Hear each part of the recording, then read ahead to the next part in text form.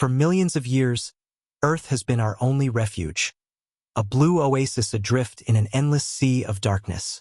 But today, standing on the edge of a new era, humanity faces a question more profound than any before. What if our home is no longer enough? Across the globe, scientists, engineers, and dreamers are preparing for a future that once belonged only to science fiction. A future where human footprints mark not just the sands of Earth, but the dust of the Moon and the red plains of Mars.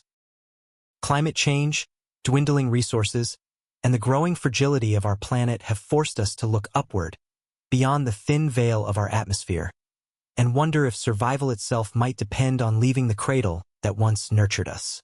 This is not a distant fantasy. In laboratories from Houston to Tokyo, in meeting rooms at NASA and ESA, and inside the bold offices of SpaceX and Blue Origin, the idea of living beyond Earth is transforming from speculation to engineering. The discovery of vast water deposits on the lunar poles, the presence of ice beneath Martian soil, and the technological leaps in propulsion, robotics, and energy have turned what once seemed impossible into a tangible blueprint. Humanity may soon build its first true outpost among the stars, a colony beyond our home world. But this grand vision is not without peril. The environments awaiting us are merciless.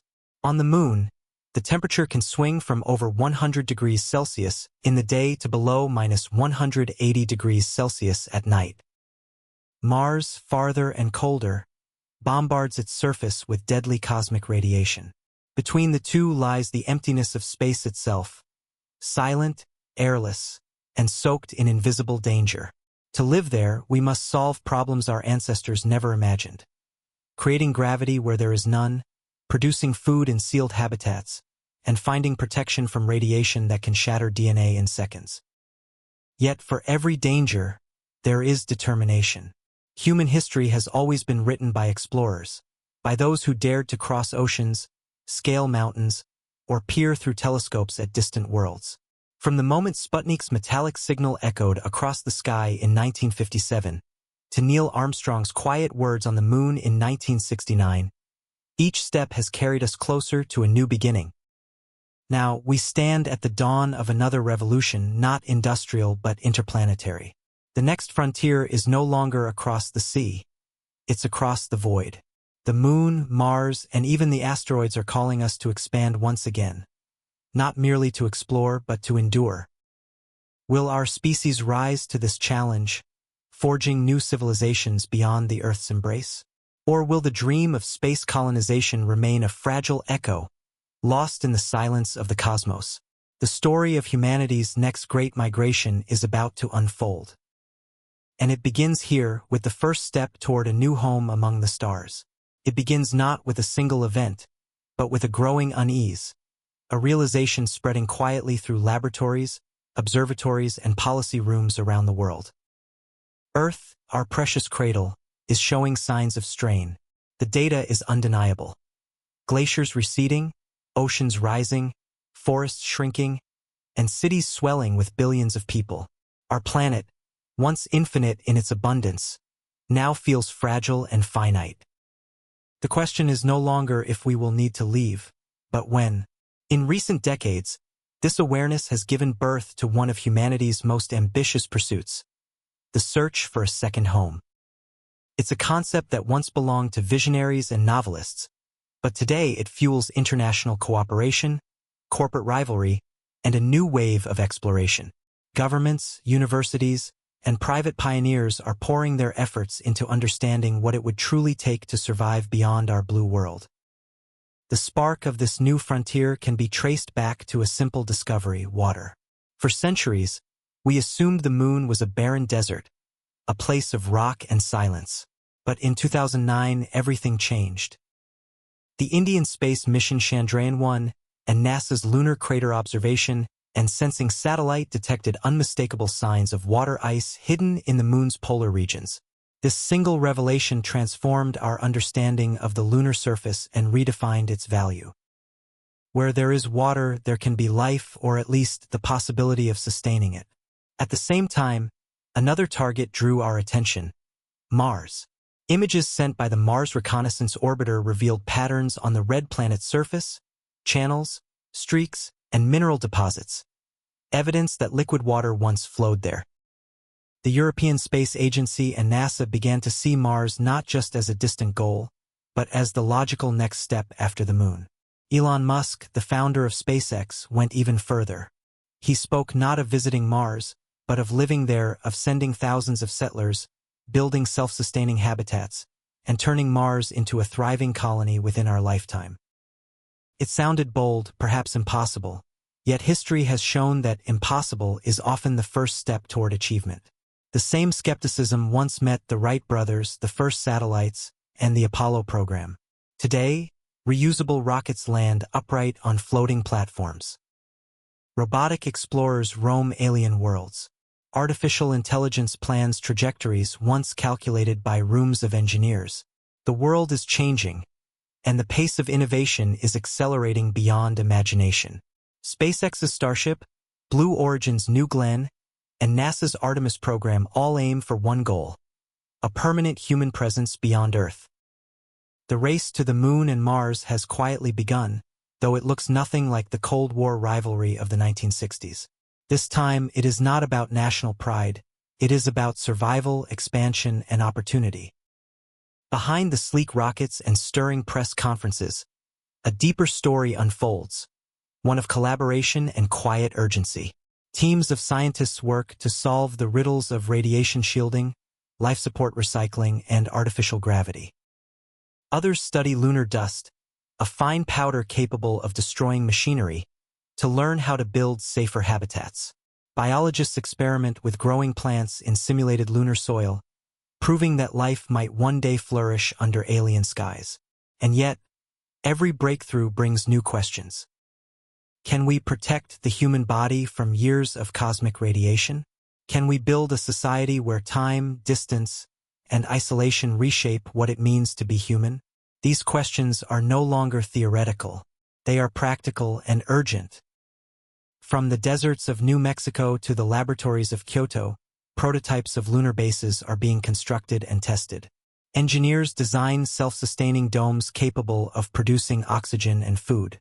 Architects sketch plans for underground shelters carved into lunar lava tubes, protected from radiation and extreme temperatures.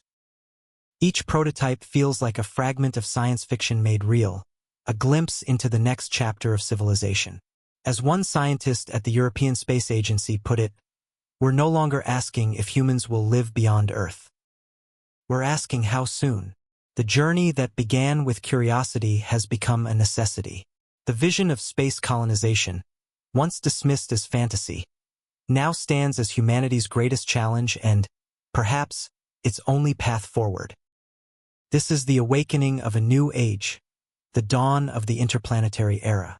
And as telescopes, rockets, and dreams turn upward, the quiet question that started it all still lingers. What will it truly mean to call another world home? Throughout human history, every era of exploration began with the same spark: curiosity, desperation, or both. The voyage of Christopher Columbus across the Atlantic, the Arctic journeys of Amundsen, and the Apollo missions to the Moon were all born from an unrelenting desire to see beyond the horizon. Now, 5 centuries after we cross the oceans, we prepare to cross the void. The cosmos has become our next ocean, and humanity once again stands at the edge of discovery. The story of space colonization did not begin with rockets or space stations. It began with a small, silvery sphere, Sputnik 1. When the Soviet Union launched it into orbit in October 1957, it was more than a technological triumph. It was a signal that the heavens were no longer unreachable. Just 4 years later, Yuri Gagarin became the first human to orbit Earth, and suddenly space was no longer the realm of gods and myths. It was a place humans could enter, explore, and one day, perhaps, inhabit. In 1969, the world witnessed the moment that changed everything. Neil Armstrong's descent onto the Moon was not just a victory for science. It was a declaration of intent. One small step for man, one giant leap for mankind, was more than a phrase. It was a prophecy. Yet after the dust of the Apollo program settled, the world seemed to turn its gaze away. The moon landings ended, budgets were cut, and humanity retreated from its brief presence beyond Earth. But exploration never truly dies. It waits for the next generation of dreamers to awaken it. That new generation came in the form of engineers, scientists, and entrepreneurs who saw space not as a competition between nations, but as the next logical step for civilization. In the decades following the Apollo missions, humanity built the Mir space station, the first long-term orbital home, and then the International Space Station, a symbol of unity in orbit. For the first time in history, humans lived continuously off Earth, orbiting 400 kilometers above the planet's surface. The ISS proved a vital truth. Humans could survive, work, and adapt in space. It became a laboratory of life beyond gravity, a proving ground for technologies that would one day support colonies on the Moon and Mars. From growing plants in microgravity to recycling air and water, each experiment was a fragment of a much larger puzzle. How to build a permanent home where no atmosphere exists.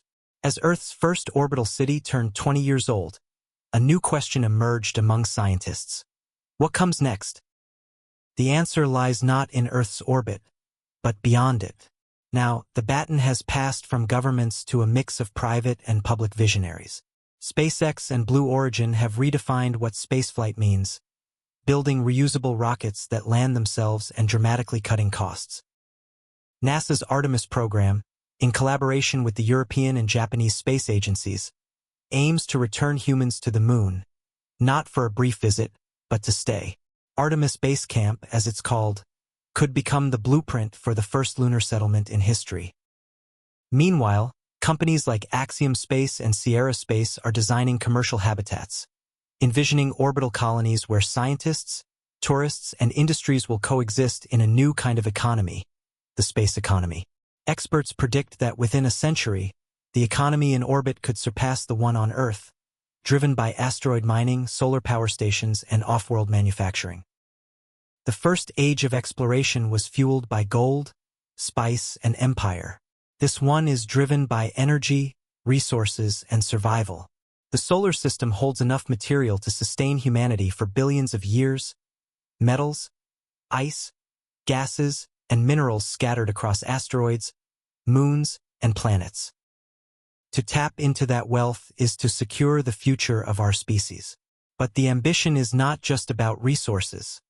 It is about legacy. Every rocket that leaves Earth carries more than instruments. It carries a piece of our identity, a declaration that the human story is not confined to a single planet. Still, behind the optimism lies a haunting truth. The same forces that drive us to explore are those that threaten our survival.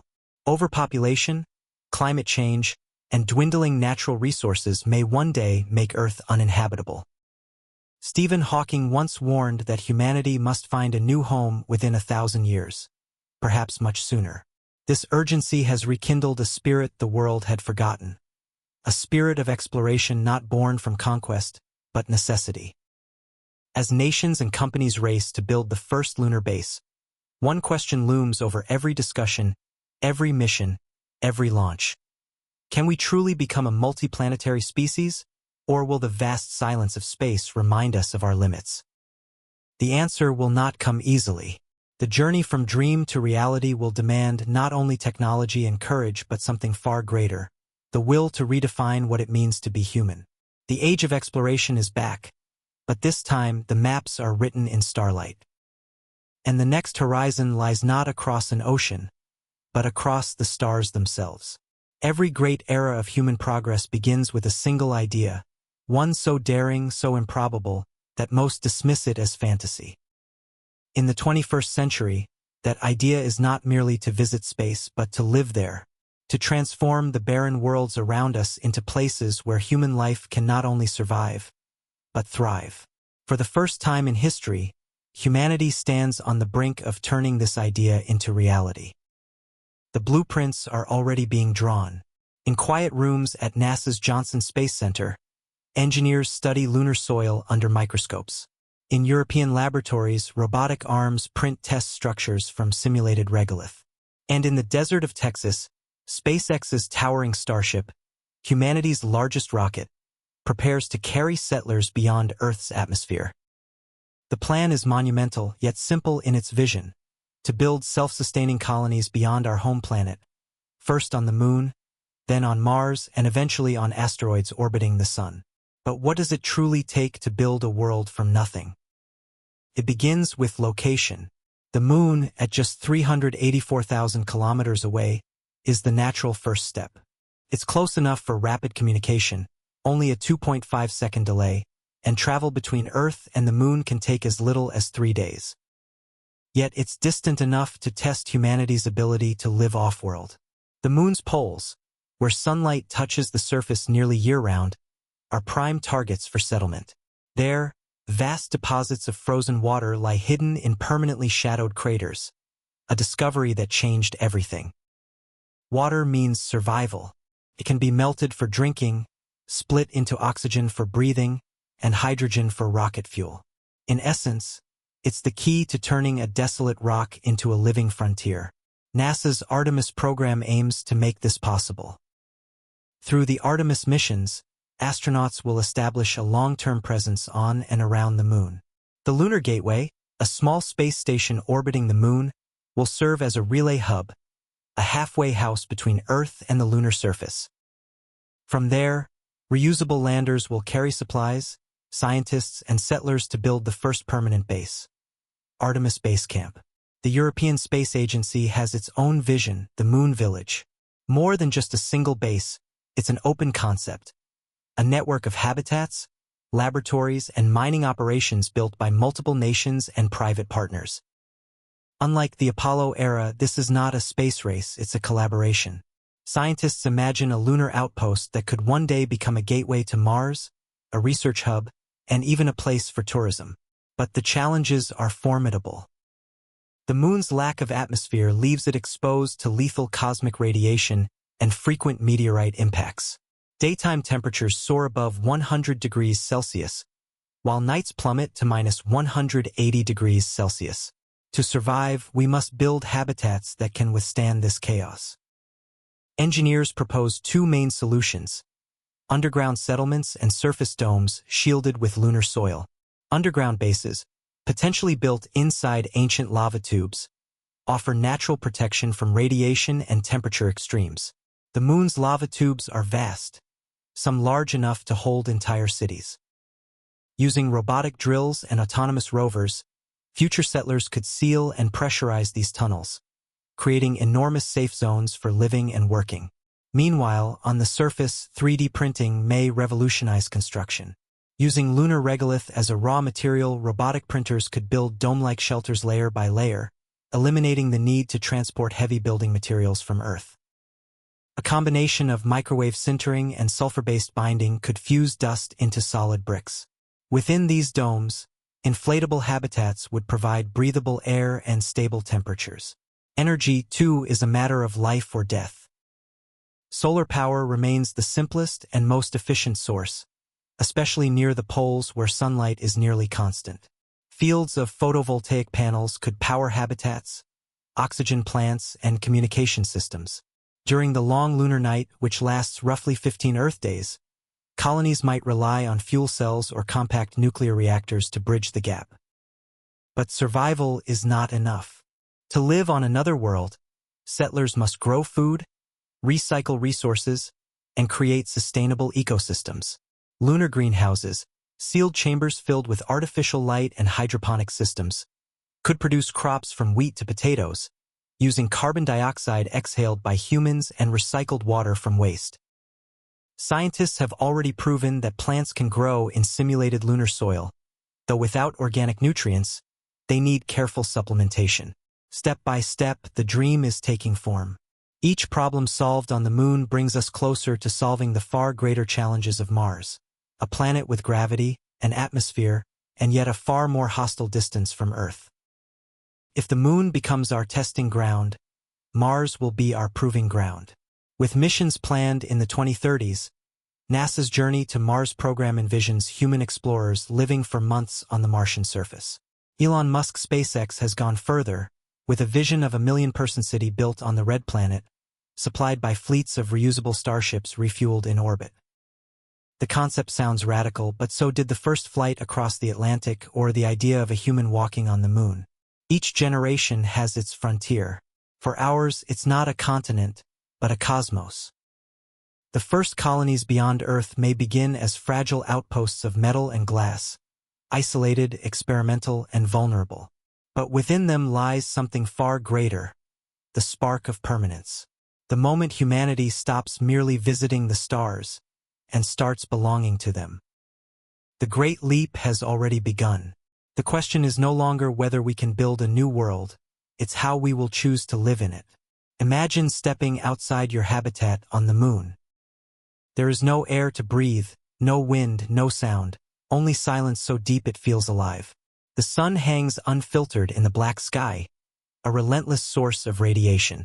Each step you take kicks up gray dust so fine and sharp it can cling to your suit, clog machinery, and tear through seals. In this place, one mistake, a crack, a leak, a spark, could end a life in seconds. This is what it means to survive beyond Earth. For all our technological ambition, life in space is a constant negotiation with death. Every colony, whether on the moon, Mars, or in orbit, must function as a closed system. There are no resupplies waiting over the horizon, no rescue if something fails. The smallest failure in oxygen generation, temperature control, or radiation shielding can unravel an entire mission. To live off-world, we must recreate Earth's most fundamental systems: water, air, food, and gravity, from nothing. The first and most critical challenge is radiation. On Earth, we are protected by the planet's magnetic field, which deflects cosmic rays and solar particles. On the moon or Mars, that shield is gone. Cosmic radiation, traveling near the speed of light, can penetrate flesh and bone, damaging DNA and increasing cancer risk. Solar flares can deliver lethal doses of radiation in minutes. Engineers are developing multiple strategies for protection.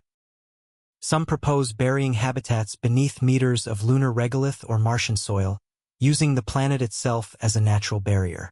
Others envision water walls, thick layers of stored water surrounding living quarters, since water is an excellent absorber of radiation. In orbit, future space stations may use electromagnetic fields to mimic Earth's magnetic protection. But shielding alone is not enough. Human physiology evolved under Earth's gravity, and when that gravity disappears, our bodies begin to break down. Muscle tissue weakens, bones lose density, and fluid shifts cause swelling and headaches. On the International Space Station, astronauts combat this with hours of daily exercise, resistance machines, elastic bands, and even specialized treadmills that simulate weight. Yet even then, long-term effects remain. To counter this, scientists are exploring artificial gravity. The concept is simple but revolutionary. A rotating structure that creates a centripetal force, pressing inhabitants toward the outer walls and simulating the pull of gravity. Designs for circular space habitats, enormous rotating rings several kilometers across, could one day make long-term life in orbit viable. On the moon or Mars, however, gravity is partial, 1/6 and 1/3 of Earth's respectively, and no one yet knows how the human body will adapt over decades in such environments. The next challenge is life support, a closed cycle of air, water, and food. The ISS has already demonstrated partial recycling. Exhaled carbon dioxide is filtered, moisture from breath and sweat is condensed back into drinkable water, and waste is compacted for disposal. But future colonies will need complete self-sufficiency. That means growing food in controlled ecosystems that balance oxygen and carbon dioxide, just as Earth's biosphere does. Experiments have already begun. In 2014, NASA's Veggie project successfully grew lettuce aboard the ISS, proving that plants can thrive in microgravity. On Earth, research facilities like the European Space Agency's Melissa program are developing bioreactors that convert human waste into nutrients and oxygen, forming a closed-loop system. On Mars or the Moon, these technologies will be essential. Every molecule of air, every drop of water, must be reclaimed and reused. But life beyond Earth isn't just a matter of biology and engineering, it's also psychological. Isolation, confinement, and distance from home can fracture even the strongest minds. The average delay in communication between Earth and Mars is 20 minutes each way, too long for real-time conversation. Colonists will live months or years without the comfort of an immediate human voice. NASA and ESA psychologists have studied the effects of isolation through simulations in Antarctica and in sealed habitats like HICs in Hawaii. The results are sobering. Even with careful selection and training, prolonged confinement can lead to stress, insomnia, and depression. Future settlers will need not only technology, but culture, music, art, conversation, and rituals to remain human in the emptiness. Even movement itself is a challenge. Lunar dust, fine as talcum powder and sharp as glass, clings to everything. During the Apollo missions, astronauts found it infiltrating joints, clogging seals, and irritating skin and lungs.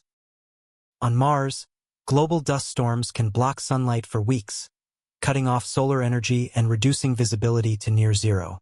To survive, colonies must rely on autonomous systems, rovers, drones, and robotic assistants to maintain equipment and explore while humans stay sheltered. The spacesuit, once a symbol of exploration, will become a second skin, a miniature spacecraft designed for mobility and protection. Future suits will likely use flexible exoskeletons and self-healing fabrics to withstand years of use. Some concepts even incorporate biomonitoring systems that track the wearer's health in real time, adjusting pressure and temperature automatically. Every element of survival beyond Earth reveals one truth: we are trying to rebuild our planet in miniature. Every breath, every drop of water, every calorie consumed is a fragile thread connecting us to the world we left behind. And yet, despite the danger, the isolation, and the cost, thousands of people are preparing, training, designing, dreaming to be the first to call another world home. They know the risks, but they also know the reward. To stand beneath a foreign sky, look up at Earth, a glowing blue marble in the distance, and realize that humanity has finally become more than a species bound to one world. For the first time in history, survival and exploration have become one and the same. Life in the void will be the truest test of what it means to be human. If the dream of space colonization sounds poetic, the reality is anything but.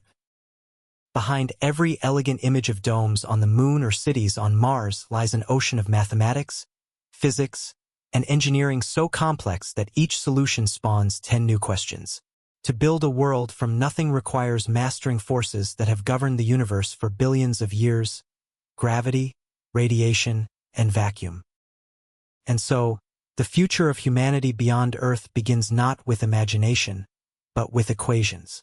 At NASA's Jet Propulsion Laboratory, engineers simulate every variable of extraterrestrial life: pressure, temperature, dust, and gravity.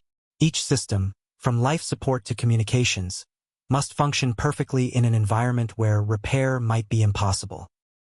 A single leak, a frozen valve, a corrupted line of code could mean the difference between life and death.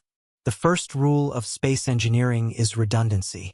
Every critical system must have a backup, and every backup must have a plan. The first great challenge is structure: how to build habitats that can withstand the extremes of alien worlds. On Earth, gravity and atmosphere are constants.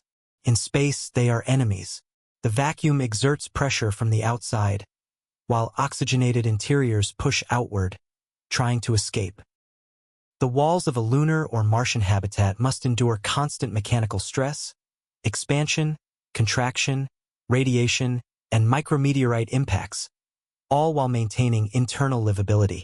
Engineers propose materials that defy conventional construction: ultralight carbon composites, self-healing polymers, and regolith-based concrete made from in-situ resources.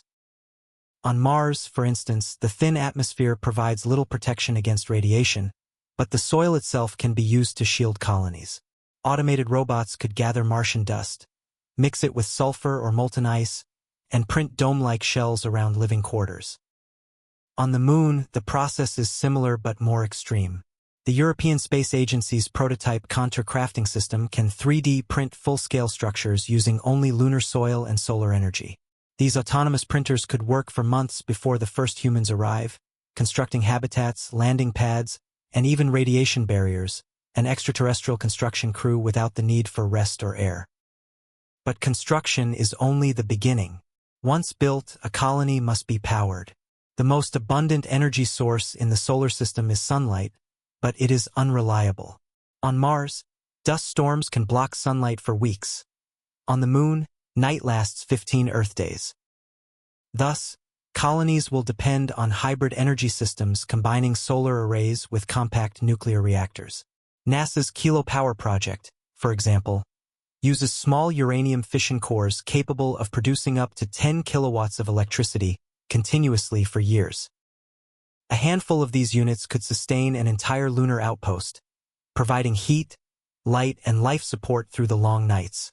Meanwhile, orbiting solar satellites could beam energy to surface bases via microwaves, ensuring an uninterrupted power supply. The next frontier is transportation, not just reaching other worlds, but moving within them. On Earth, rockets burn vast amounts of fuel simply to overcome gravity. The cost of launching a kilogram of cargo into orbit can exceed tens of thousands of dollars. To make colonization sustainable, we must break this barrier. Reusable rockets like SpaceX's Starship and Blue Origin's New Glenn are a start, slashing costs by reusing boosters instead of discarding them. But further ahead lies an even bolder vision: space elevators and mass drivers. A space elevator, a tether stretching from a planetary surface to orbit, would allow vehicles to climb into space without fuel, powered by electromagnetic or solar energy. While Earth's gravity makes such a structure nearly impossible for now, the Moon's weaker pull could make it feasible. Imagine a cable stretching from the lunar surface to an orbital station, transporting cargo and humans safely, silently, and efficiently. For interplanetary transport, scientists are exploring ion propulsion and nuclear thermal engines, systems that use electric fields or atomic heat to accelerate particles far faster than chemical rockets ever could. Such engines could cut travel time to Mars from 9 months to as little as 6, reducing exposure to radiation and microgravity. Yet even if we master propulsion, there remains the question of sustainability: how to build a colony that doesn't depend entirely on Earth. The answer lies in a concept known as in situ resource utilization, ISRU. ISRU means using local materials to support life, extracting oxygen from lunar regolith, pulling water from Martian ice, or harvesting metals from asteroids. On the Moon, experiments have already shown that regolith contains about 40% oxygen by mass, bound in oxides. With the right chemical processing, that oxygen could be released for breathing or fuel. On Mars, robotic harvesters might melt subsurface ice and electrolyze it into hydrogen and oxygen, rocket propellant made on-site. This same principle applies to construction and manufacturing. Instead of shipping steel and glass from Earth, future settlers could mine iron, silicon, and aluminum directly from extraterrestrial soil. Factories in orbit might refine asteroid metals into parts for spacecraft or habitats, creating an interplanetary supply chain independent of Earth. It's a vision both daunting and elegant, a civilization that sustains itself among the stars, powered by the very worlds it inhabits. But perhaps the most astonishing breakthroughs lie not in machines, but in biology. Synthetic biologists are designing genetically modified plants and microbes capable of thriving in low-pressure, high-radiation environments, organisms that could recycle waste, produce food, or even generate building materials. In one concept, engineered bacteria could convert lunar dust into biobricks. In another, algae farms on Mars would produce oxygen while absorbing carbon dioxide from human respiration. Every innovation brings us closer to the impossible dream, to build ecosystems beyond Earth. Still, each advance is a reminder of how fragile life remains. Space is not forgiving. It is absolute. There is no margin for error, no natural safety net. Every screw, wire, and circuit must function flawlessly. In the end, space colonization is not just an engineering challenge. It's an act of faith in our own ingenuity. It's the belief that the same species that once harnessed fire, built cathedrals, and split the atom can now shape entire worlds. We are not merely exploring space. We are learning to build within it. If the moon is humanity's first step beyond Earth, Mars is the first true destination. It is the world that has captured our imagination for centuries. A rusty sphere glowing faintly in the night sky, close enough to touch in dreams, yet impossibly distant in reality. For generations, Mars has been a mirror for our ambitions and fears. It has been called a graveyard, a cradle, and a promise. And now it may become humanity's next home. For more than half a century, Mars has been studied more than any other planet in the solar system. Dozens of robotic explorers, orbiters, landers, and rovers have mapped its canyons, tasted its atmosphere, and drilled into its frozen soil. What they have revealed is a world both familiar and alien. The Martian day, called a sol, lasts just 39 minutes longer than an Earth day. Its landscape is carved by ancient rivers and dry lakebeds, evidence that water once flowed across its surface. Vast volcanoes like Olympus Mons rise higher than Mount Everest, and dust storms can blanket the planet for months.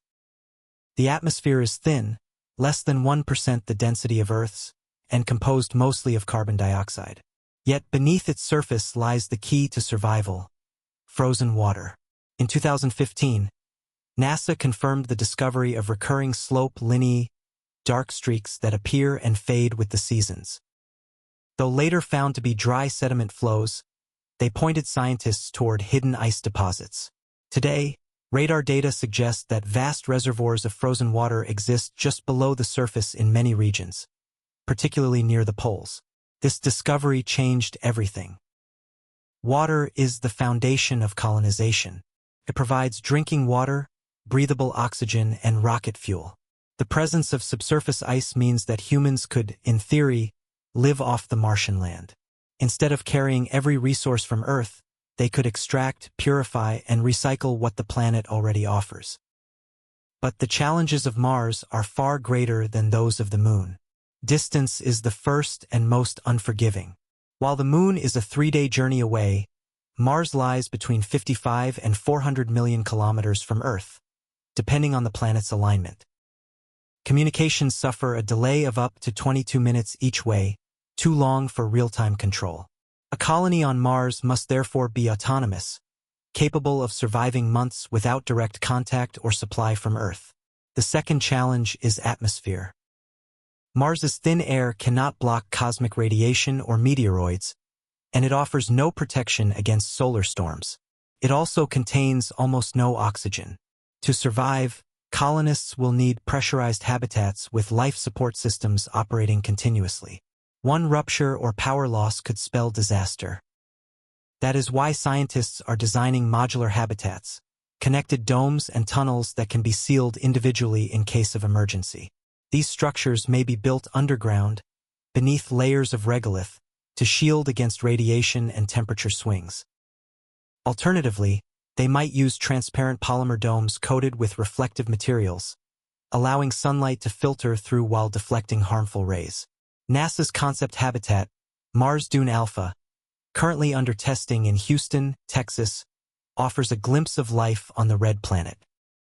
Built using 3D printed biopolymer composites, it features sleeping pods, a greenhouse, a medical bay, and workstations, all designed for isolation.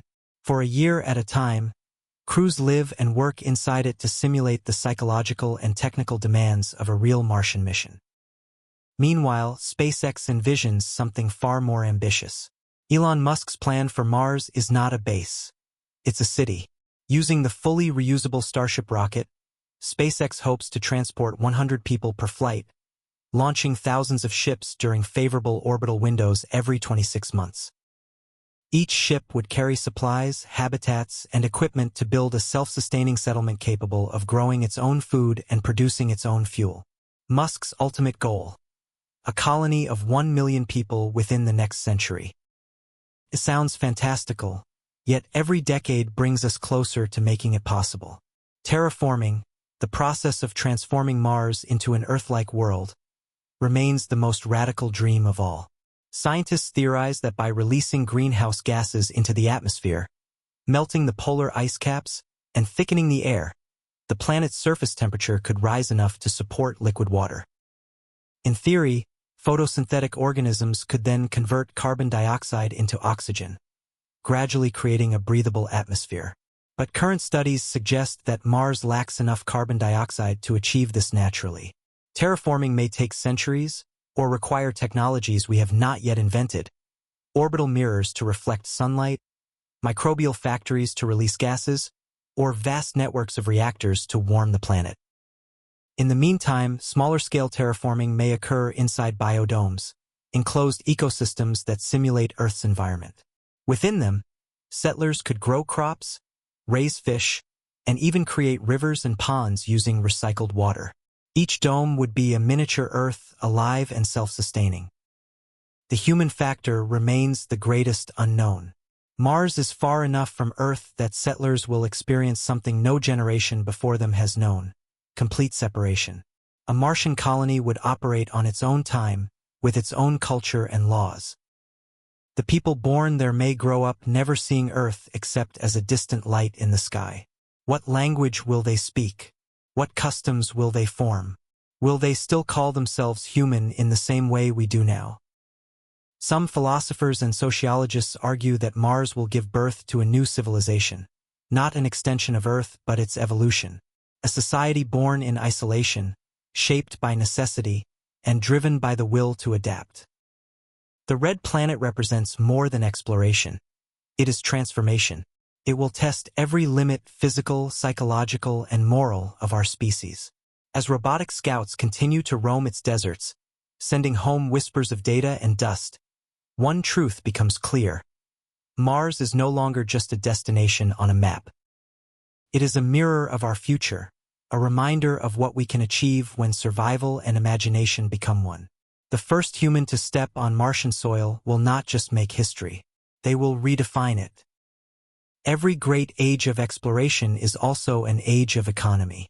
The voyages of the past, whether across the Atlantic or through the Arctic, were not driven by curiosity alone. They were powered by profit, trade, and the pursuit of resources. The same is true for the new frontier beyond Earth. Space colonization, at its core, is not only a scientific challenge but an economic revolution. To survive beyond our planet, humanity must build an entirely new kind of economy, one that functions in a place without air, water, or borders. This is not just about rockets and research. It's about creating value where none existed before. Today, the foundation of that new economy is already being laid. The space industry has evolved from a government monopoly into a rapidly expanding marketplace worth over $500 billion annually. What was once the domain of superpowers has become a field of competition among private companies: SpaceX, Blue Origin, Rocket Lab, Axiom Space, and dozens more. At the heart of this transformation is access. SpaceX's Falcon 9 rocket, with its reusable boosters, has reduced launch costs by more than 90% compared to traditional expendable rockets. What once cost $60,000 per kilogram to send into orbit now costs less than $2,000. And the next generation, Starship, aims to cut that number to a few $100s. This shift changes everything. When space becomes affordable, it becomes profitable. In low Earth orbit, private stations like Axiom Station are preparing to replace the aging International Space Station. They will host scientists, tourists, and even filmmakers. Entire industries are beginning to look upward, from pharmaceuticals testing drugs in zero gravity, to data companies building satellite networks, to investors buying orbital real estate. Yet the true economic prize lies beyond orbit, in the resources of the Moon, Mars, and the asteroids. The Moon is not just a barren rock. It is a vault of minerals. Its regolith contains titanium, aluminum, silicon, and rare earth elements essential to modern electronics. Even more valuable is helium-3, a rare isotope believed to be an ideal fuel for future nuclear fusion reactors. On Earth, helium-3 is almost non-existent, but the Moon's surface, bombarded by the solar wind for billions of years, may hold millions of tons of it. If fusion technology becomes viable, helium-3 could power humanity for millennia. Mining on the Moon, however, will not resemble Earth's open pits or deep shafts. Robotic excavators will dig and refine regolith autonomously, powered by solar energy or small nuclear reactors. The extracted materials could then be used directly on-site to build structures, or launched to orbit using electromagnetic railguns called mass drivers, providing resources for orbital factories and spacecraft. Mars offers a different kind of wealth. Its atmosphere is 95% carbon dioxide, making it a natural feedstock for producing oxygen and methane fuel. Combined with subsurface ice, Mars could become a self-sufficient industrial base, capable of manufacturing its own rockets and exporting materials to the asteroid belt. And the asteroids, the silent wanderers between Mars and Jupiter, may hold the greatest riches of all. Some contain iron, nickel, platinum, and gold in concentrations far beyond anything on Earth. A single metallic asteroid could hold trillions of dollars worth of precious metals. Companies like Planetary Resources and Deep Space Industries were early pioneers in this field, envisioning fleets of robotic miners extracting materials and refining them in orbit. While these ventures remain in their infancy, the logic is sound. Why dig deeper into Earth's fragile crust when the solar system offers infinite raw material? To support these ventures, an entire space-based supply chain will emerge: orbital shipyards, fuel depots, repair stations, and transport networks connecting the Moon, Mars, and beyond. Each link will generate its own economy, its own jobs, and its own opportunities. But where there is profit, there is also politics. The question of who owns space has become one of the most contentious debates of our time.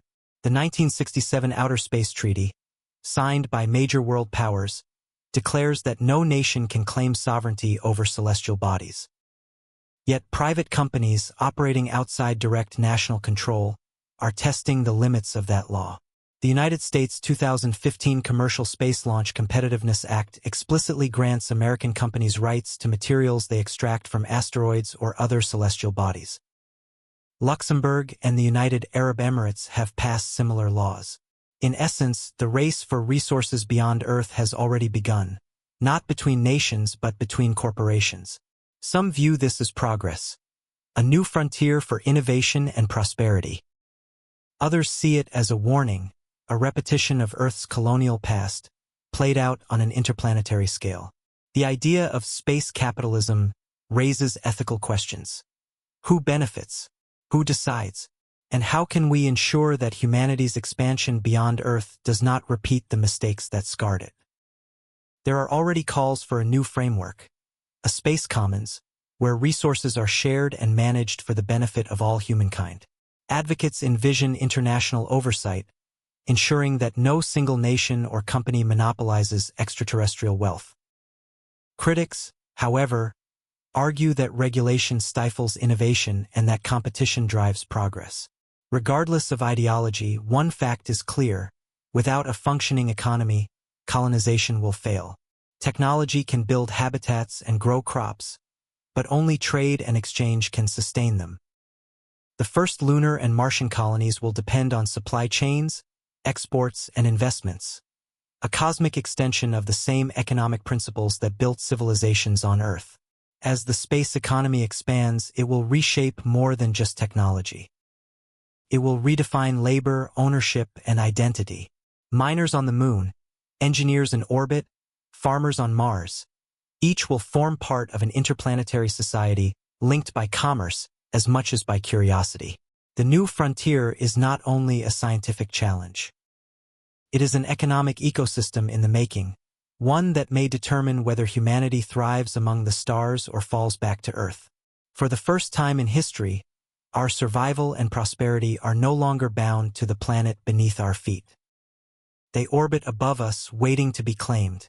Before the first human ever sets foot on Mars, machines will have already been living there for decades. Silent, tireless, and precise, they are the true pioneers of the space age, the vanguard that prepares the ground for our arrival. Without them, humanity's dream of living beyond Earth would remain nothing more than a dream. In the vacuum of space and the desolation of alien worlds, robots do what humans cannot. They endure. They dig, assemble, map, and explore in places where a single human breath would freeze in an instant. They are not just tools, they are the foundation of survival. The story of robotic exploration began long before colonization was possible. From the first Lunokhod rovers of the Soviet Union to NASA's legendary Spirit, Opportunity, and Curiosity rovers on Mars, each machine has acted as humanity's proxy in the cosmos. Every sample they analyzed, every photo they sent, built a library of knowledge that engineers now use to design future habitats and supply networks. Today, that robotic legacy has evolved into something far more advanced, a partnership between human ingenuity and artificial intelligence. The colonization of other worlds depends on three technological revolutions working in harmony: autonomous robotics, artificial intelligence, and human-robot collaboration. Each one fills a gap that human explorers alone could never bridge.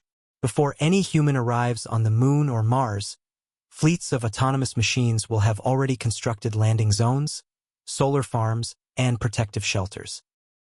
Robots designed by NASA and the European Space Agency, like Athlete, a six-legged modular rover capable of lifting and carrying heavy loads, will work together with drones and diggers to prepare the environment.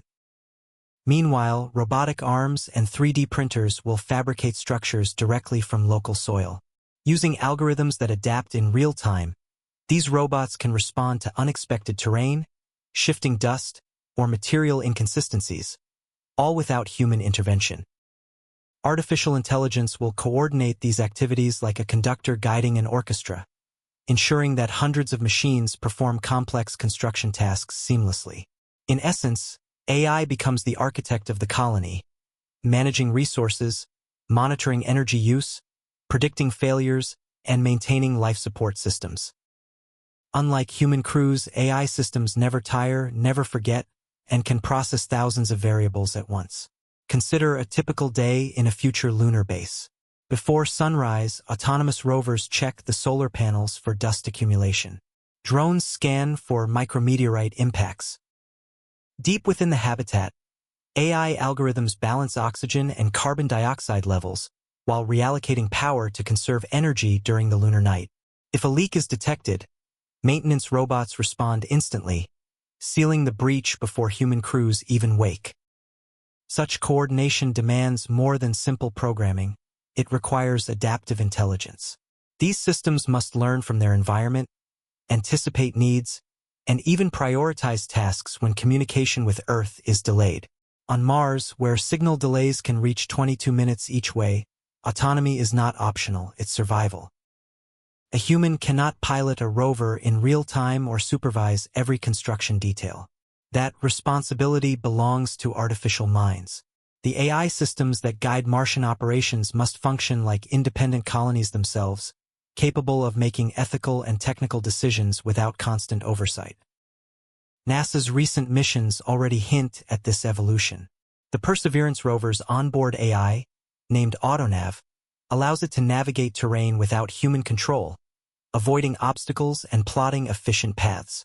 In future, similar intelligence will guide construction robots, resource harvesters, and even medical diagnostics inside extraterrestrial habitats.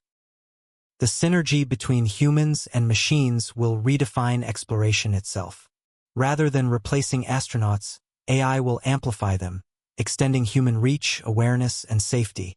Every astronaut on the Moon or Mars will be supported by an invisible team of algorithms, mechanical companions, and robotic assistants.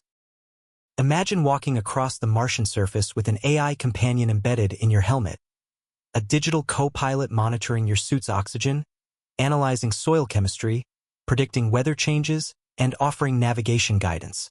This fusion of biology and technology will blur the line between human and machine, creating a new kind of explorer, one who is both flesh and data. Beyond assistance, AI will also play a key role in governance. Running a colony requires constant management of food, air, and energy. On Earth, such systems depend on vast human oversight. On Mars, that oversight must be automated. Intelligent networks will distribute power based on demand, allocate water for crops, and even manage supply chains between planets. Each colony will, in a sense, be a living organism, self-regulating, data-driven, and interconnected through a web of intelligent systems. ethical questions naturally follow. How much control should we give these artificial minds? Could an AI designed to protect a colony ever make decisions that harm individuals for the sake of the greater good? Should colonists trust an algorithm to decide who receives limited oxygen in an emergency, or when to trigger a full base lockdown? These questions are not theoretical. They are being discussed today in NASA's ethics committees and in universities worldwide. The same autonomy that keeps colonists alive could one day challenge their authority, a paradox as old as technology itself.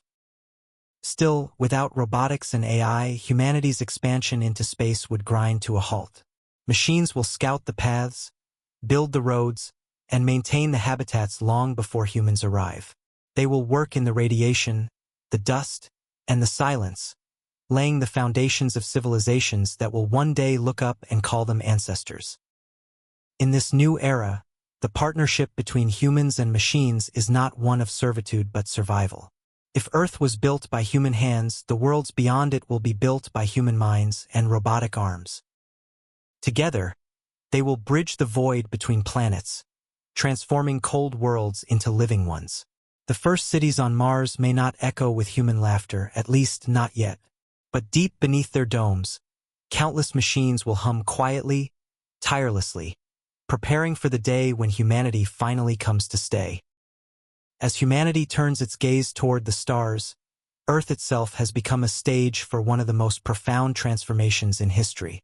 Space colonization, once the shared dream of all humankind, has ignited both unity and division. In boardrooms, parliaments, and newsrooms, a single question reverberates. Who will lead humanity beyond Earth? For the first time since the Cold War, the race for space is back. But this time, the competitors are not just nations. They are coalitions of governments, corporations, and even private individuals. The stakes are higher than pride or politics. They are existential. Whoever controls the gateways to the Moon, Mars, and the asteroids will command the future economy, the future technology, and perhaps the future of civilization itself. The new space race, the 20th century space race, was fought between superpowers, the United States and the Soviet Union, driven by ideology and fear. But the new race, the 21st century space race, is about survival and influence. The leading contenders are not two nations but an entire constellation of them. The United States, China, the European Union, India, Japan, and a growing alliance of private companies. The United States, through NASA's Artemis program and partnerships with SpaceX, Blue Origin, and others, seeks to establish a permanent human presence on the Moon by the 2030s. The Artemis Accords, a multinational agreement signed by more than 40 countries, outline principles for peaceful cooperation and resource use in space. Yet behind the diplomacy lies strategy. The Moon, rich in water, ice, and minerals, is the launchpad for Mars and beyond. Control it, and you control the highways of the solar system. China, meanwhile, has emerged as the most formidable challenger. Its Chang'e missions have landed on both the near and far sides of the Moon, a feat no other nation has achieved. Its Tiangong space station is operational and expanding, symbolizing a parallel path of independence. Beijing's long-term plan, known as the International Lunar Research Station, ILRS, envisions a joint base with Russia at the Moon's south pole, a rival to the Artemis base camp. To China, this is not just science. It is sovereignty. In the words of one Chinese official, the first nation to build on the Moon will shape the laws of the cosmos. India, too, has stepped onto the global stage. With Chandrayaan-3, it became the first country to successfully land near the Moon's south pole, earning respect and momentum. Its next mission aims for Mars orbiters and lunar resource probes, backed by growing public support. Japan, through its collaboration with NASA and its Slimlander, focuses on precision landings and robotics, while the European Space Agency leads in sustainability and habitat design. This surge of activity has led to what analysts call the Second Great Divergence, a world split not by ideology, but by ambition. One bloc envisions a cooperative space commons, shared resources, and international regulation. The other seeks a competitive advantage, claiming territories, patents, and economic dominance. Corporate frontiers, while nations race for prestige, corporations race for profit. SpaceX's Starlink network already encircles the globe with thousands of satellites, providing internet service and control over orbital bandwidth. Blue Origin's lunar cargo program aims to deliver supplies to the moon's surface before any government can. Axiom Space is constructing the first commercial module to attach to the International Space Station, which will later detach to become a private station of its own. This privatization of space has sparked both excitement and alarm. Supporters argue that without corporate innovation, progress would stagnate under bureaucracy. Critics warn of a new orbital capitalism, where the cosmos becomes a marketplace, not a shared human heritage. The fear is not unfounded. Orbital debris from thousands of satellites already threatens future missions, creating a dense cloud of space junk. Without regulation, the path to the stars could become dangerously congested. Public reaction and cultural shift beyond the political and economic arenas, the idea of leaving Earth has struck a chord deep within the public psyche. Some see it as a beacon of hope, a chance to transcend our planetary limits and unite as a species. Others see it as escapism, an attempt to flee from the problems humanity has created on Earth instead of solving them. Movements such as Fix Earth First have gained momentum, arguing that resources spent on space colonization should instead fight poverty, climate change, and inequality. Environmentalists warn that expanding into space could repeat the same cycles of exploitation that devastated Earth's ecosystems. And yet, the counterargument is powerful. That colonization is not an escape, but an insurance policy, a way to ensure humanity's survival should disaster strike our home planet. As Stephen Hawking once said, "The human race has no future if it doesn't go to space." Public fascination with the idea of becoming a multi-planetary species has fueled a new cultural renaissance. Films, literature, and virtual reality experiences immerse people in visions of life on Mars and the Moon. Universities have opened astroarchitecture departments. Even school children participate in international Mars habitat design contests. The narrative of space is no longer distant, it is personal. The geopolitical horizon behind the optimism, a shadow looms. The potential militarization of space. Nations are quietly developing anti-satellite weapons, defense systems, and orbital surveillance networks. The creation of the U.S. Space Force in 2019, mirrored by China's Strategic Support Force, underscores a reality long denied, that space is no longer purely peaceful. Control of space infrastructure, communication satellites, navigation systems, and energy transmission could one day mean control of entire economies. The Moon's south pole, with its near-constant sunlight and abundant water ice, is already viewed as a strategic choke point. If conflicts on Earth extend into orbit, the consequences would be catastrophic. Amid this complexity, a quiet hope persists. Collaborative projects such as the Lunar Gateway and Mars Sample Return mission prove that even rivals can unite under a shared vision of discovery. Humanity's greatest achievements in space have always been those born of cooperation. The handshake between American and Soviet astronauts during the Apollo-Soyuz test project remains a powerful reminder. But as the dream of colonization draws closer, so too does the danger of repeating Earth's divisions among the stars. Will the next chapter of human expansion be one of shared purpose or renewed rivalry? Will space become the great equalizer or the ultimate frontier of inequality? The echoes of that question reach across every continent, reverberating through boardrooms and classrooms alike. And as humanity prepares to step into the wider cosmos, the fate of our unity, and perhaps our survival, will depend on how we answer it. When the first human colony takes root beyond Earth, whether on the Moon, Mars, or an orbiting habitat, something far greater than engineering will unfold. It will not only mark a triumph of science, but the birth of a new culture. For the first time in history, humanity will live under foreign skies. What it means to be human will begin to change. Throughout history, every great migration has reshaped civilization. When early humans left Africa, they evolved new languages, customs, and identities. When settlers crossed oceans, new nations were born. Each journey changed the travelers as much as the lands they reached. Space will be no different. The first colonists will not simply export Earth's cultures. They will forge something new, something shaped by isolation, necessity, and the alien landscapes around them. Language and identity in the void, in the silence of the moon, or under the orange sky of Mars, everyday communication will take on new meaning. The first settlers will come from many nations, speaking dozens of languages, but survival will demand unity.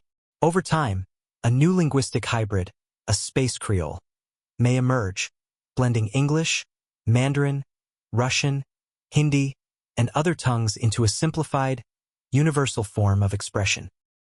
Time itself will lose its familiar rhythm. The moon's day-night cycle lasts 29.5 Earth days. Mars' day, or sol, is slightly longer than Earth's. Colonists may abandon the 24-hour clock entirely, replacing it with new systems tailored to local realities. Birthdays, holidays, and even work schedules will adapt to the pulse of alien worlds. On Mars, for instance, a Martian year spans 687 Earth days, a reality that will eventually define generations born there. Over time, the people of these colonies will begin to see themselves as something distinct. Earthling will no longer be synonymous with human. Martians, Lunarians, and orbital citizens will form their own communities, their own identities. And though they may share ancestry with those on Earth, their loyalties and perspectives will inevitably diverge.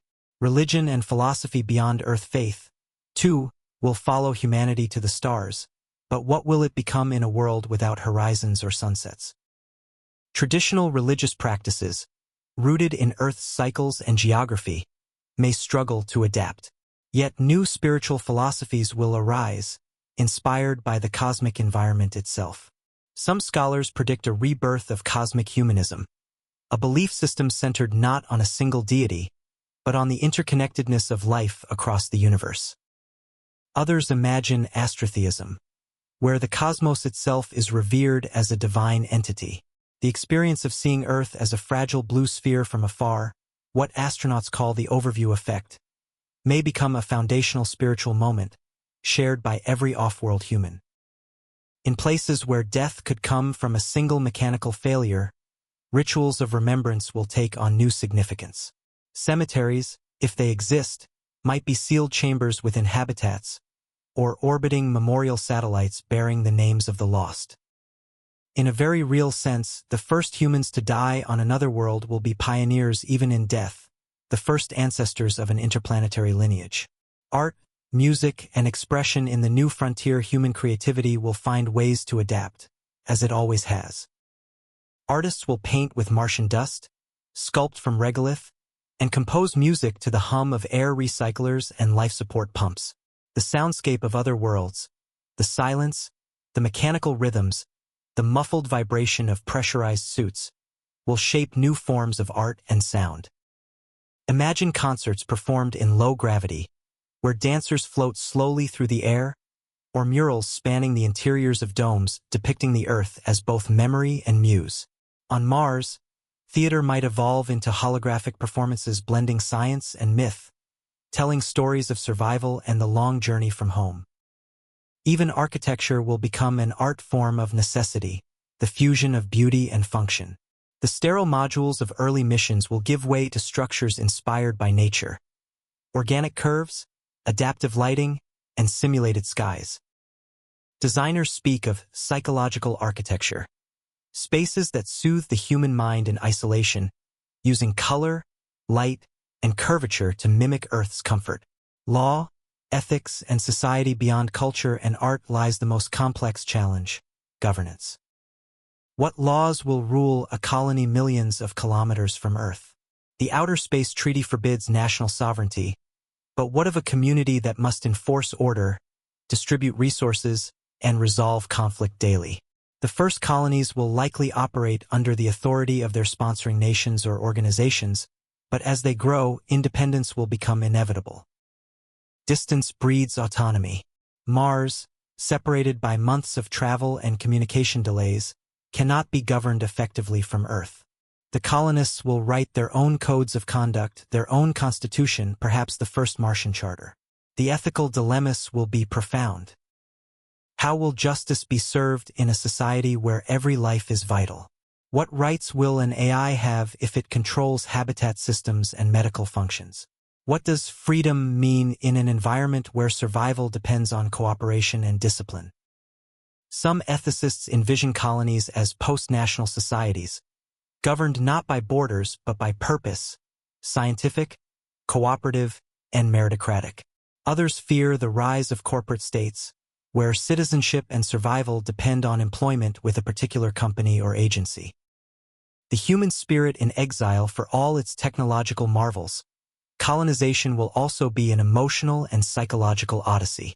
The view of Earth, a tiny, glowing marble suspended in darkness, will evoke both awe and sorrow.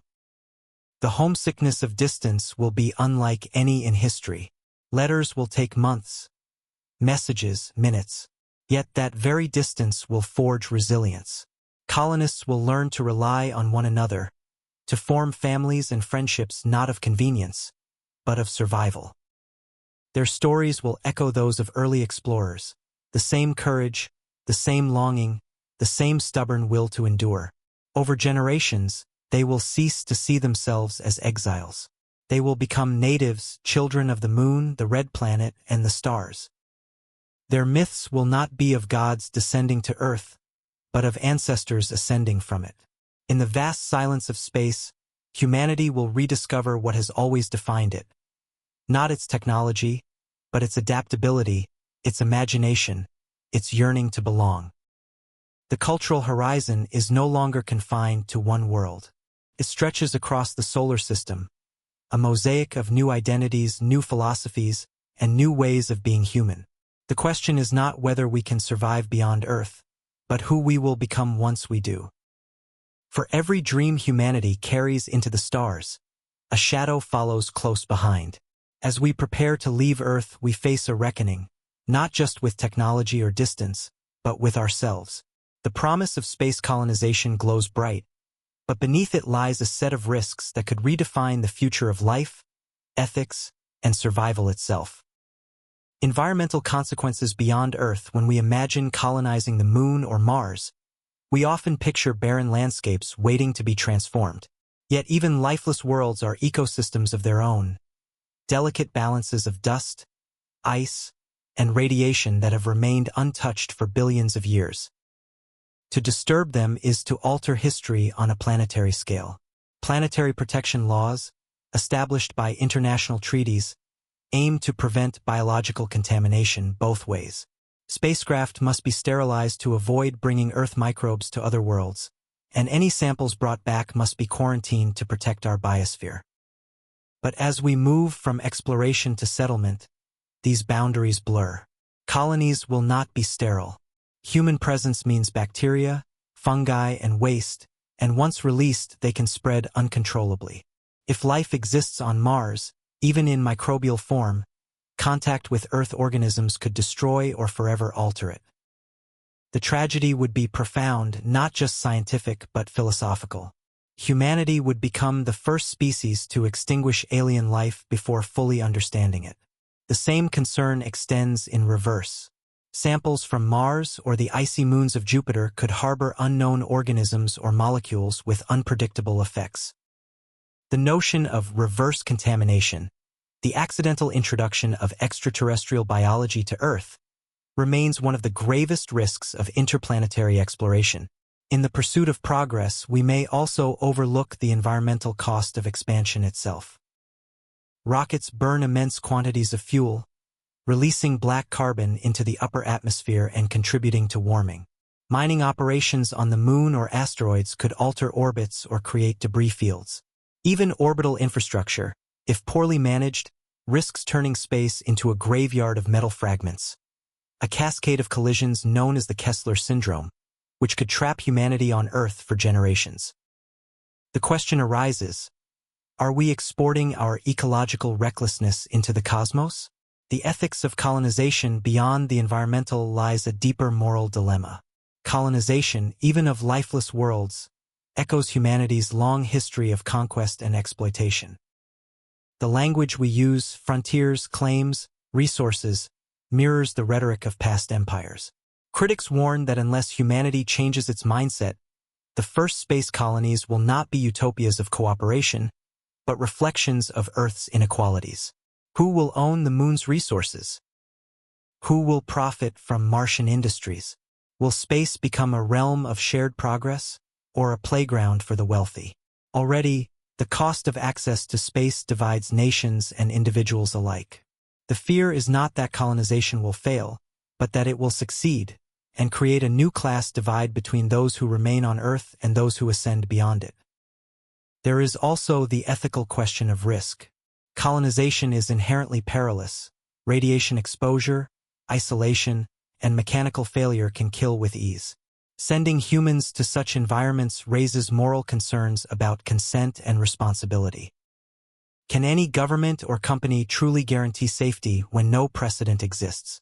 Philosophers debate whether we have the right to terraform another planet at all. To transform Mars, for example, is to erase its natural identity, to rewrite a world that existed long before humanity. Supporters argue that survival justifies adaptation. Opponents see it as cosmic arrogance, an echo of the same hubris that destabilized Earth's climate. Existential risks and the fragility of expansion beneath the ethical and ecological challenges lies a deeper question, one that reaches to the core of our existence. Will expansion into space save us, or hasten our end? The argument for colonization is survival. Earth is vulnerable to asteroids, supervolcanoes, pandemics, and self-inflicted catastrophes. Becoming a multi-planetary species ensures that humanity will endure even if one world falls. But dispersion also brings fragmentation.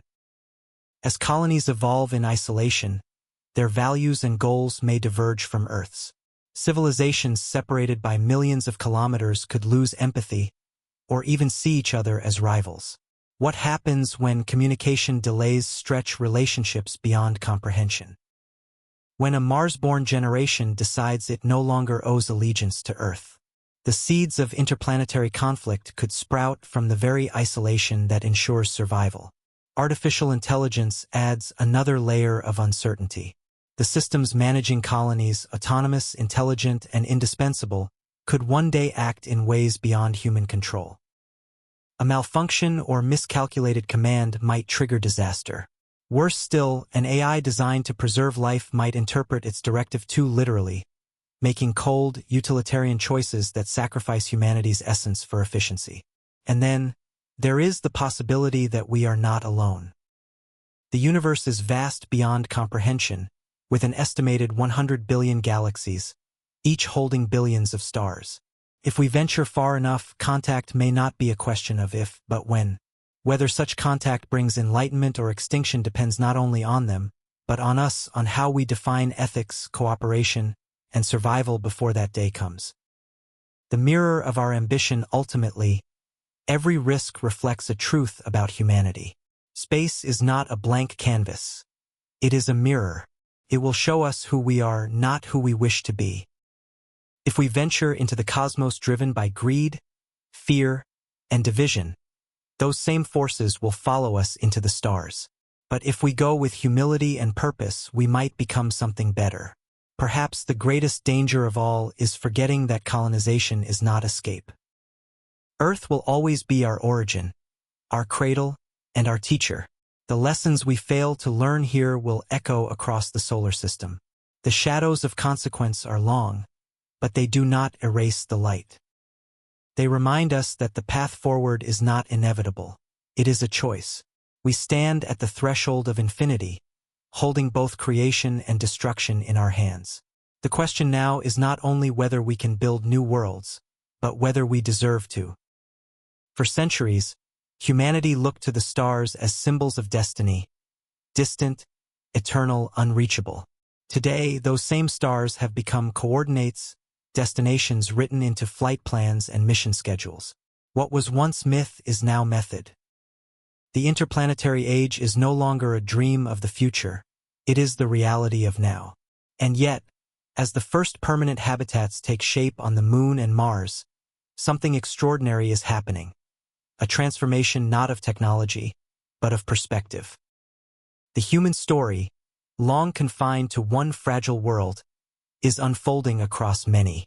We are witnessing the moment when Earth civilization begins to evolve into solar civilization. The first permanent settlements, it begins quietly, not with grand fanfare, but with radio transmissions and the soft hum of life support systems. In the mid-2030s, Artemis Base Camp stands near the Moon's south pole, its metallic domes gleaming in the perpetual twilight. Within its walls, a rotating crew of scientists and engineers conduct research, mine ice for water and fuel, and test technologies for Mars. For the first time, humans are living continuously off Earth.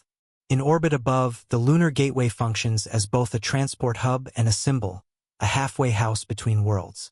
Cargo vessels ferry supplies from Earth, docking alongside sleek landers bound for the surface.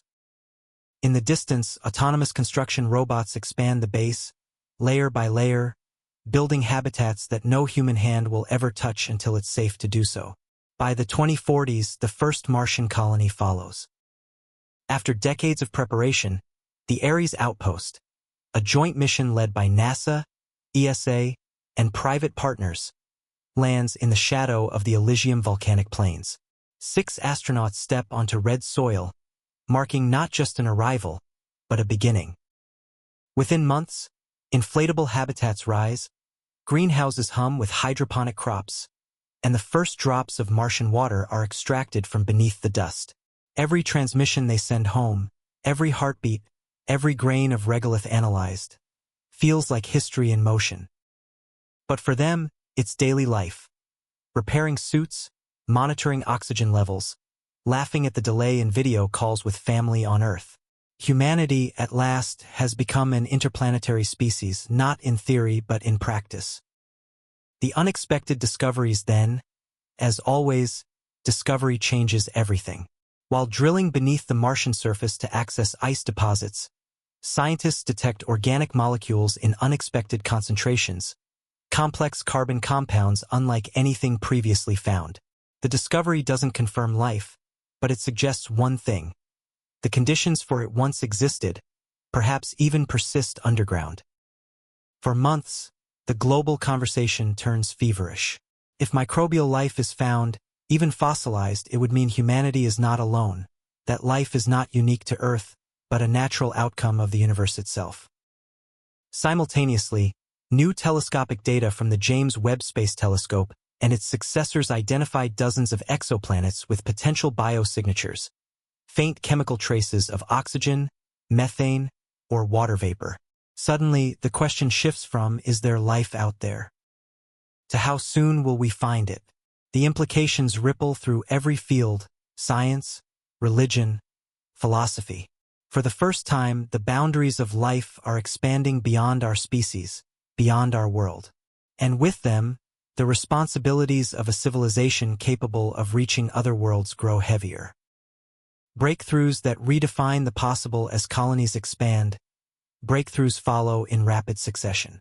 Artificial photosynthesis revolutionizes oxygen production. Fusion reactors, once theoretical, begin powering entire settlements with near-limitless clean energy. AI-managed ecosystems stabilize life support systems, turning domes into living, breathing organisms of glass and steel. Medical science evolves to meet new challenges. Martian settlers develop denser bone structures due to tailored gene therapy. Nanobots repair radiation damage at the cellular level. Even aging slows as medical technologies developed for space environments find their way back to Earth, rejuvenating entire industries and societies.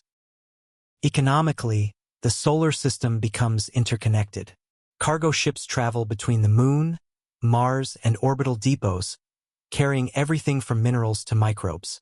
For the first time, a human-born economy operates across multiple worlds. Earth's reflection in the stars back home, the effects are profound. The view of Earth from afar, fragile, luminous, alone, transforms how humanity understands itself. Political boundaries fade in significance when seen from the blackness of space. Nations still exist, but their ambitions now stretch beyond borders. Earth becomes a cultural and biological hub, a mother world and a memory. Every colony sends messages, data, and art back to the planet that gave it life. Museums in New York, Beijing, and Nairobi display samples of lunar soil and Martian dust like relics of a new mythology. Children grow up dreaming not just of being astronauts, but of being settlers, engineers, and artists among the stars. Yet not all is harmony. The strain between Earth and its colonies begins to emerge. Some Martian settlers question their dependence on Earth-based corporations. Others advocate for independence. Philosophers speak of a post-terrestrial identity, a new consciousness untethered from any single planet. The interplanetary age, like all revolutions before it, is filled with both wonder and unrest. A moment of reflection still, amid the growing complexity, one truth endures. Humanity has crossed the threshold of permanence. We will never again be confined to one world. Standing beneath the crimson sky of Mars, a colonist looks up and sees Earth, a faint blue light glimmering in the distance. To her, it is not just home, but history. Everything that once was, the wars, the cities, the oceans, all reduced to a shining memory in the void. And as she gazes upward, she whispers what may become the defining phrase of the interplanetary age. We were born on Earth, but we were never meant to die there. The dawn has arrived. Humanity's light now burns on more than one world. The interplanetary age is not science fiction. It is our next chapter. As decades unfold, the silence between worlds begins to fill with voices, messages, data streams, and stories traveling through the deep black between Earth, the Moon, and Mars. The solar system, once a vast emptiness separating our worlds, becomes a network of light and communication. What began as isolation slowly transforms into connection. Humanity, scattered across the heavens, begins to find itself again. The web of worlds. By the mid-21st century, communication has evolved beyond radio signals and satellites. Quantum entanglement technologies, once confined to theory, enable near-instant data exchange across millions of kilometers. Colonies that once waited minutes or hours for a reply now speak to Earth in real time. Families divided by worlds share meals via holographic projection. Teachers on Earth instruct children in orbiting classrooms above Mars. For the first time, distance no longer defines isolation. The result is profound. Cultural exchange flourishes across the solar system. Lunar artists collaborate with musicians on Earth, creating performances that blend light, motion, and silence. Martian philosophers hold virtual forums with universities in Africa and South America, debating the ethics of terraforming and AI autonomy. Information, the essence of civilization, flows freely across the stars. But convergence is not just technological. It is emotional and spiritual. As communication reconnects the scattered branches of humanity, a new global, or rather interplanetary consciousness begins to form. People start to see themselves not as citizens of nations, but as participants in a shared cosmic story. The Council of Worlds. To manage this growing complexity, a new institution emerges, the Council of Worlds. Initially formed as a cooperative agreement between Earth, Luna, and Mars, it evolves into something unprecedented, a transplanetary governing body. Its mission is not domination, but coordination, to ensure peaceful coexistence, fair trade, and ethical development across all human settlements. The Council's headquarters are established in orbit, aboard a colossal station known as Haven Prime. Suspended at the L1 point between Earth and the Moon, it serves as both symbol and sanctuary, a neutral ground where representatives from every world meet under a shared banner. Its design embodies harmony. Vast transparent domes revealing the curve of Earth below, gardens sustained by recycled water, and corridors lined with the flags of dozens of new human communities. At the Council's first assembly, a simple declaration is adopted, the Charter of the Solar Accord. No world shall rule another. No resource shall belong to one alone. Humanity's expansion among the stars is a covenant, not a conquest. Though idealistic, the Charter marks a turning point. It transforms competition into cooperation and redefines progress as a collective endeavor. Earth's renewal, meanwhile, back on Earth, something miraculous begins to occur. Freed from the burden of overpopulation and resource strain, the planet starts to heal. Renewable technologies perfected in space fusion power, closed-loop ecosystems, zero-waste manufacturing, are applied to Earth's industries. Climate recovery accelerates. Deserts bloom again, and cities glow with sustainable light. The environmental and social crises that once seemed irreversible begin to reverse. The very technology designed for survival off-world becomes the key to restoring life on it. Earth, long seen as a world in decline, becomes the cradle of renewal, a living testament that progress in the stars can save the home we once nearly lost. For the first time in centuries, humanity's expansion no longer feels like escape. Feels like return. The rise of a new humanity, generations born on the Moon and Mars now come of age. They have never walked under Earth's blue sky or felt its gravity, yet they carry within them a quiet reverence for the world that birthed them. Their cultures, shaped by necessity, community, and science, begin to influence Earth's in return. From Mars comes a philosophy of endurance, an understanding of fragility and persistence. From the Moon, a culture of precision and balance. From Earth, the art of wonder. Together, these ideals merge into something new, a civilization defined not by geography but by mindset. Biologically, too, the human species begins to diverge and converge at once. Genetic adaptation programs allow Martian-born children to thrive in lower gravity. Cybernetic enhancements, once controversial, become accepted tools of survival. The boundary between natural and artificial life fades, replaced by a single imperative: to live, to learn, to continue. Humanity evolves not away from itself, but toward its potential. The Great Reconnection. Then comes the moment that historians will later call the Great Reconnection. In the year 2092, after nearly a century of colonization, a synchronized event takes place across the solar system, a united transmission broadcast from every human world. It is not a political speech or a scientific milestone. It is a celebration. A single, shared moment of silence, followed by the heartbeat of a human child recorded on Mars, played simultaneously across every colony and city. The sound echoes through radio waves, data streams, and even into deep space. Humanity's declaration to the universe that it has endured, expanded, and remembered its unity. From that day forward, the date becomes a new holiday, Origin Day, commemorating not the birth of nations, but the rebirth of the species. A vision without borders. In this age of convergence, Earth, Moon, and Mars no longer stand as separate entities. They function as organs in a single, living system, each dependent on the others, each contributing its strength. Earth provides culture and history. The Moon, infrastructure and transport. Mars, science and expansion.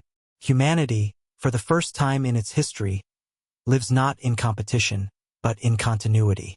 And yet, even as peace settles across the solar system, another horizon begins to beckon. The outer planets, the moons of Jupiter and Saturn, and beyond them, the infinite dark between stars. Probes already whisper from the edge of interstellar space, their signals faint but persistent. The urge to explore, to reach farther, remains as unstoppable as ever. The eternal pulse. A philosopher from Mars once wrote, "The universe expands, and so do we." That sentence becomes the unofficial motto of the age. Humanity, after centuries of struggle and fragmentation, has learned to grow without destroying, to move outward while remaining whole. The age of convergence does not mark the end of exploration, but its renewal.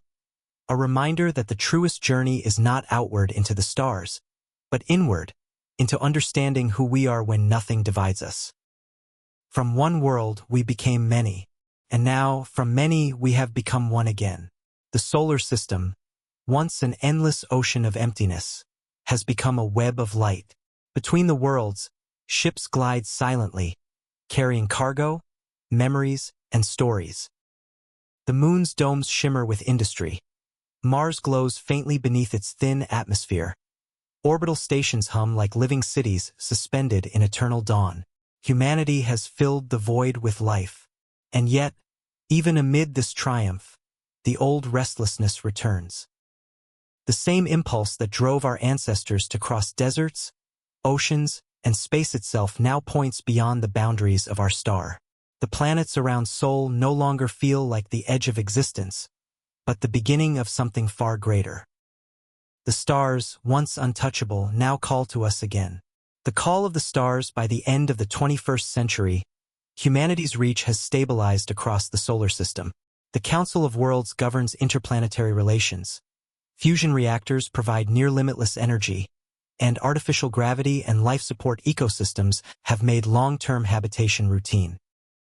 For the first time, the dream of interstellar travel seems not impossible, but inevitable. The motivation is both scientific and spiritual. Curiosity drives us to explore, but so does survival. The sun, stable for now, will one day fade. The resources of the inner worlds, though vast, are finite. To secure our future, we must once again look outward. And so begins the next great endeavor, the search for a second sun. The search for other worlds. Decades of observation by telescopes such as James Webb and its successors have already identified thousands of exoplanets. Some orbit within their stars' habitable zones, where temperatures allow liquid water to exist. Among them, a few stand out. Proxima Centauri b, just 4.2 light-years away, a rocky world that may cling to an atmosphere. TRAPPIST-1e, part of a system of 7 Earth-sized planets orbiting an ultra-cool dwarf.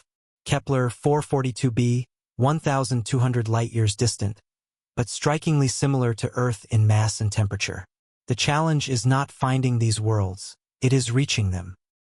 Even the nearest star would take over 70,000 years to reach using conventional propulsion. To bridge that gap, humanity turns to technologies that once belonged to speculation.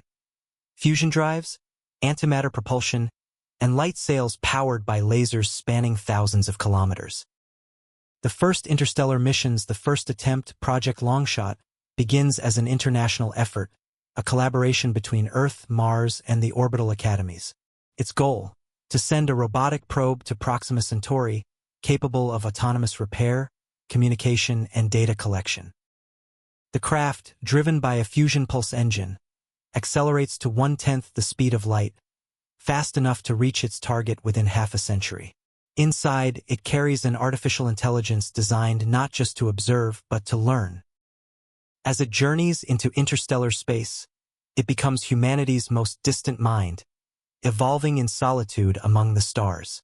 Decades later, a faint signal returns, the first data from another solar system. It contains no images of cities or civilizations, only landscapes. Mountains beneath alien skies, oceans of methane, auroras shimmering through magnetic storms. Yet to humanity it is enough. We have touched another sun. The dream of the ark, but exploration alone cannot satisfy the human spirit.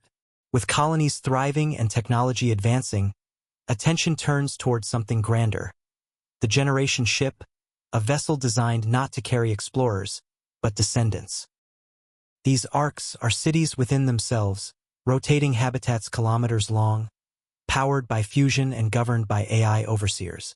Each one is a world adrift, carrying thousands of souls who will live and die among the stars, their children awakening light years away. Construction begins in orbit around Mars, where gravity is low and resources abundant. The first of these ships, Aurora, is launched in 2138, bound for the TRAPPIST-1 system. Its journey will last 4 centuries.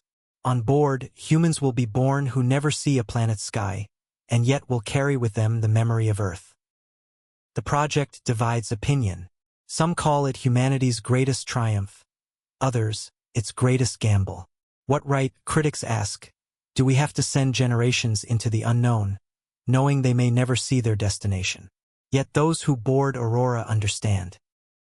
They are not escaping Earth, they are extending it. A universe awakened meanwhile, advancements in physics begin to hint at something even more extraordinary. Quantum field manipulation, the bending of space-time itself, offers glimpses of faster-than-light travel. The Einstein-Rosen bridge, once a theoretical curiosity, becomes the focus of experimental research. No one yet knows whether it can be stabilized, but the possibility alone reshapes the future. If successful, it would mean not centuries but days between stars. Humanity would no longer be bound to one sun, but to all of them. The universe itself would become a living map, and the dream of the ancients of crossing the heavens would finally be realized. Reflections from the edge, and yet, as we push outward, a deeper awareness takes root, a humility born from distance. The farther we travel, the smaller Earth becomes, until even the sun fades into a single point of light. In that pinpoint glows every story ever told, every life ever lived. Scientists, poets, and explorers alike begin to see space not as conquest, but communion. A way to understand the universe as a single, vast organism of which we are but a part. Colonization becomes stewardship. Expansion becomes participation. The human species, once defined by division, begins to act as a unified consciousness, scattered across stars, yet bound by memory. From the first campfires on Earth to the fusion cores of starships, one thread has remained constant: the will to continue. It is not greed or glory that propels us into the void, but curiosity. The same quiet force that made our ancestors look up at the night sky and wonder. The infinite horizon. In the year 2150, a simple plaque is placed aboard Aurora before launch. It bears an inscription, written jointly by representatives of Earth, Mars, and the Moon, humanity's message to whatever lies beyond. We were born from dust, but we dreamed of light. We crossed oceans, then worlds. We learned that survival is not enough. We go not to escape, but to understand.